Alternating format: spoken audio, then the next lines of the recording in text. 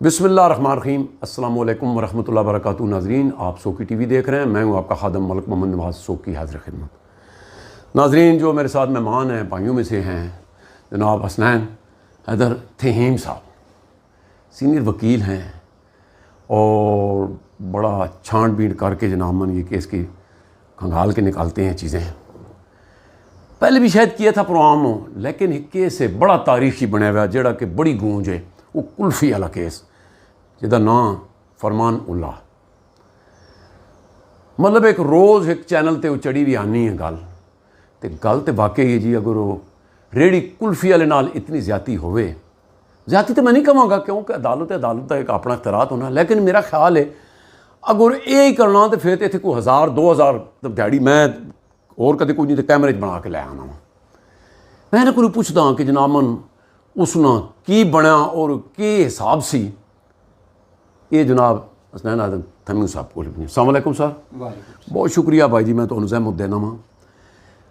और तुसी साडे नाज़रीन नू जिहड़ी गल ये फरमानुल्लाह वाला केस की मैं सुनिया हाई कोर्ट भी गया और इहदा की है, जमानत भी हो गई तो फिर सज़ा की नहीं हुई, इहदा मैनू नहीं समझ आई।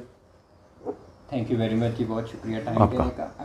गुजारिश ये है बेसिकली कि जो ज़मानत का जहाँ तक कानून का तल्लुक है वो आपने देखा होगा कि ये जो रिजवाना बच्ची तशद्दुद केस है सरगोदे वाला, उसमें बिल्कुल हाँ तो आप कहेंगे कि ये ज़मानत जो है वो तो 302 के केसेस में भी हो जाती है। जो प्री रेस्ट बेल है वो हर मुल्ज़म का बेसिक बुनियादी फंडामेंटल राइट है कि उसको मौका दिया जाए कि वो कानून के सामने सरेंडर कर सके। ठीक है। बेल का जो यार्ड स्टिक है, बेल का जो पैमाना है वो बड़ा डिफरेंट है। अच्छा सॉरी मैं बात करना, ये बेल हुई फरमानुल्लाह ने या केस हाई कोर्ट ने के किया जरा ये साढ़े नाज़रीन क्योंकि असी तो नाइलो माना कानून तो जी। मैं यही गुजारिश करता हूँ कि चूँकि केस सब जुडिस है तो हम उसके मेरिट्स पे नहीं जाएंगे, हम सिर्फ वो फैक्चुअल रिपोर्ट कर सकते हैं जो अभी तक कोर्ट में प्रोसीडिंग हो चुकी है उसके ऊपर मैं आपको करता हूँ। ठीक है। उसमें सर ऐसे है कि अभी चूँकि नीचे मजिस्ट्रेट साहब ने चूँकि उसकी अपने इतराफ़ जुर्म के ऊपर, अपने इकबाल जुर्म के ऊपर उसको पनिश किया, उस पनिशमेंट के अगेंस्ट वो अपील में चला गया इस्लामाबाद हाई कोर्ट में। ठीक है। अब इस्लामाबाद हाई कोर्ट में जब जाता है तो कानून में एक प्रोविज़ो मौजूद है कि किसी को अगर शार्टर टर्म के लिए पनिशमेंट दी गई है तो वो 7 इंटरम रिलीफ की एप्लीकेशन लगाता है by way of the bail.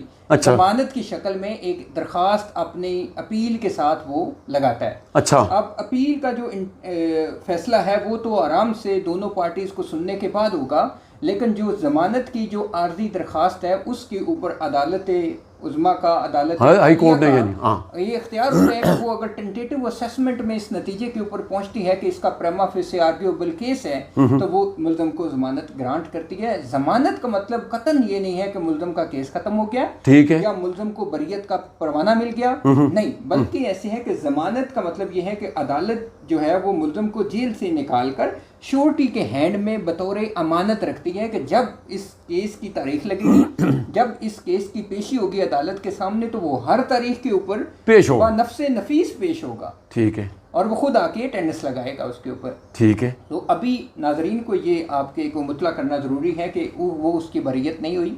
अच्छा। क्योंकि उसका ऑफेंस ग्रीवियंस है, उसका किरदार ग्रीवियंस है और उसका जो जुर्म है वो नाकाबिले डिस्कशन नहीं है, वो नाकाबिले माफ़ी नहीं है। अच्छा नहीं सर, मैं यही हसनैन भाई मैं ये आपसे गुजारिश करता हूँ कि कितने रेडिया लें क्या उसनू इस तरह 3 महीने कैद और भी सुना उस मतलब उठू जेल भेज देता जनाब। रेडिया वाले थे हज़ारां पे फिर जनाब, वो तो भरमार है एनक्रोचमेंट। इसमें गुजारिश ये है बेसिकली कि जो केस टू केस है वो वेरी करता है। हाँ? जिस जुर्म की जितनी ग्रेवियसनेस है, जितनी उसकी ग्रेविटी है, उसी के प्रोपोर्शनेट, उसी के मुताबिकत से उसको सजा दी। नहीं कोई ये कोई बड़ी साइज दी रेडी है जी। मैं ये गुजारिश करता हूँ कि जी ये रेडी बड़ी नहीं थी। हाँ? इसका जो डिज़ाइन था, इसका जो क्राइटेरिया था वो बड़ा था। वो इस वजह से बड़ा था कि ये जो गरीब गुरबा लोग हैं वो उनको मैनेज करके पोश एरियाज़ के ऊपर, हॉट स्पॉट के ऊपर रेडियाँ लगवाता था और उनसे भत्ता वसूल करता था, उनसे जगह टैक्स वसूल करता था। अच्छा। अब ये जो इल्ज़ाम है जो प्रोसिक्यूशन ने लगाया था इसके अगेंस्ट, उसके अगेंस्ट आके ये इकबाल जुर्म करता है। अच्छा। कि हाँ जी मैं लेता हूँ भत्ता, आपने जो करना है करें। तो ऐसी सूरत हाल में अदालत के पास क्या? ठीक ठीक, यानी ऐसी सूरत हाल में अगर एक बंदा आता है, वो एक वाले जुर्म करता है, जी हाँ जी मैंने ये जुर्म सरजद किया है, तो अदालत के पास क्या फिर ऑप्शन बचेगा सिवाय इसके कि उसको फिर अच्छा सॉरी यानी भत्ते विच ओ मतलब पूरा रिकॉर्ड च आ गया कि इस वाकई जुर्म कीता जी, उसने तस्लीम कर लिया ना अदालत के सामने, जो मजिस्ट्रेट साहब की अदालत है उसमें आके उसने तस्लीम किया जी। ठीक है। हाँ जी। अच्छा तो ये सर भत्ते की वैसा कितनी सज़ा होनी?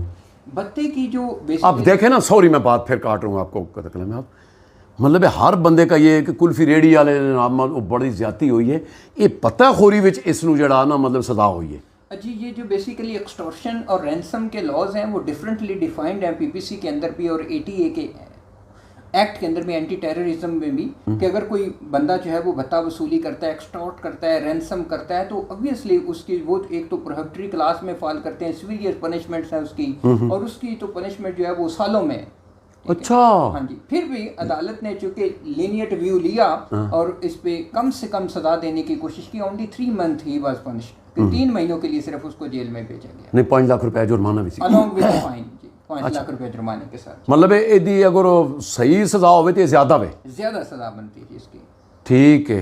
अच्छा दूसरा सर उससे ते आ जाने फिर वही गल है, मतलब रोजाना बच्ची सरगोदे वाला केस बड़ा मशहूर है, उहदे ते भी लोग बड़ा के सोकी साहब तुसां इस ते प्रोग्राम कोई नहीं कीता जी।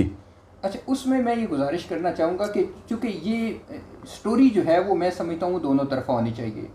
अब इसमें मैं जितनी भी रिपोर्ट्स अभी तक मैंने मुलाहिजा की हैं ये बिल्कुल एक तरफा जा रही हैं, कड़ी कड़ाई है, मतलब एक स्टोरी बात चल पई असी जिस तरह हुण पहले कुल्फिया वाला समझ रहे सा, लेकिन विच कहानी होर निकली। अभी जो बच्ची की मेडिकल रिपोर्ट्स चल रही हैं वो डिफरेंट डायग्नोज हो रहा है, हो सकता है उसको कोई बीमारी भी डायग्नोज हो जाए, बिल्कुल ये भी हो सकना, मुमकिन है कि उन्होंने तशद्दुद भी किया हो मुबैना तौर पे, एन मुमकिन है उसको टॉर्चर भी किया हो, लेकिन हर वो चीज़ जो जब तक वो रिकॉर्ड खुद न देखे, हाँ जी, मेरिट के ऊपर नहीं आती तब तक उसके ऊपर कुछ भी राय कायम करना मैं समझता हूँ कि वो कबल वक्त है और प्री मेच्योर है। हर बंदे को अपनी सफाई का हक, हर बंदे को अपने डिफेंस का राइट जो है वो देना जो है वो एक कानूनी बुनियादी और आईनी तकाजा है। वो चाहे जज हो, वो चाहे कुल्फी वाला हो, वो चाहे मजदूर हो, वो चाहे पॉलिटिशियन हो या कोई भी हो, जब तक आप उसको फेयर ट्रायल का राइट नहीं देंगे तब तक आप उसको मरूदी इल्ज़ाम नहीं ठहरा सकते। कानून ये कहता है कि तमाम इंसान जो है वो मेरे सामने मासूम है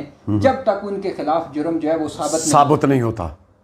जितना भी जुर्म साबित ग्रीवियस हो, जितना भी बड़ा ऑफेंस हो, उसके बावजूद उसको सफाई का मौका दिया जाना जरूरी है। मैं समझता हूँ सोकी साहब के देखिए खुदा से बड़ा कोई ताकतवर नहीं है पूरा अरज़ के ऊपर, जमीन व आसमान। उसने भी शैतान को मौका दिया कि तुम बताओ कि तुम क्यों नहीं सजदा करते आदम को।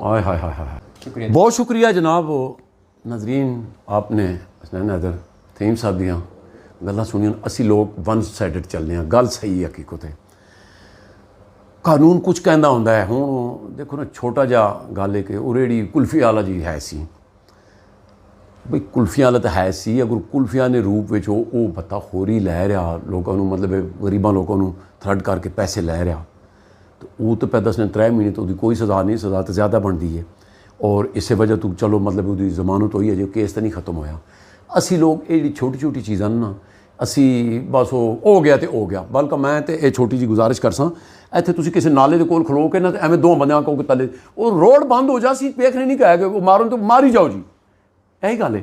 तो इस वास्ते नाजरीन बरल बड़ी कम दियां गल्लां दसने नो प्रोग्राम तुसां देखा, नेक दुआओं दे नाल सानू दिओ इजाजत। अपना बहुत ख्याल रखना, अल्लाह सोने वाले।